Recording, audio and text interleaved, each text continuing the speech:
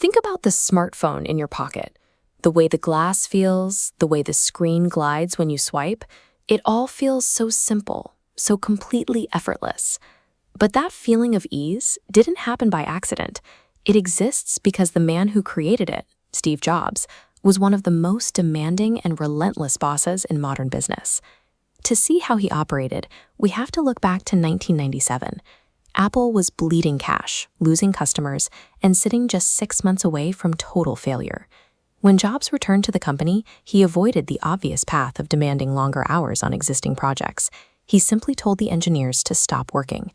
Jobs realized that Apple didn't need a few minor repairs. It needed to stop everything that wasn't working, clearing the field so something new could actually grow. At that time, Apple was trying to build everything. They had dozens of different computers, printers, and random devices, all with confusing names and overlapping features. Jobs ignored the complex data and sales projections. He walked into a meeting room, wiped the whiteboard completely clean, and drew a simple 2x2 grid. Across the top, he wrote consumer and professional. Down the side, he wrote desktop and portable. He told the room that from now on, Apple was going to make exactly 4 machines, 2 notebooks and 2 desktops. Every other project was canceled immediately. By cutting away the clutter, Jobs set a precedent that would guide every future project. If a product didn't have a clear, simple reason to exist, it didn't belong at Apple. We usually think about focus as picking the one thing we really want to do and then putting all our energy into it. Jobs looked at it differently. He argued that true focus means having the discipline to look at 100 other genuinely great ideas and saying no to every single one of them. That is a deeply painful process. It means looking a team in the eye and killing a project they have poured their hearts into for months. But keeping the menu incredibly small ensures that the people buying your products actually know what to choose. They aren't paralyzed by a maze of complicated options. Saying no acts as a protective shield.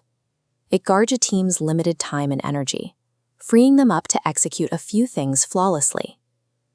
To execute those few tasks, Jobs relied on a strict hiring philosophy.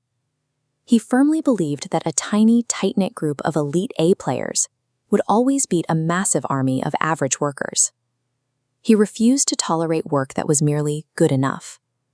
If someone didn't meet his incredibly high standards, he fired them. He wanted the best engineers, the best designers, and the best marketers, and he would not settle for less. This approach had a heavy cost. He was famous for being a borderline tyrant, a boss who would scream, criticize, and push his staff to the absolute point of exhaustion. Yet there is a strange paradox in how his teams remember him. Those same employees often say that his unbearable pressure forced them to reach deep and produce the greatest work of their entire lives. His methods were undeniably harsh, but by refusing to accept anything less than someone's best work, he pushed his team to reach a level of quality they didn't know they possessed.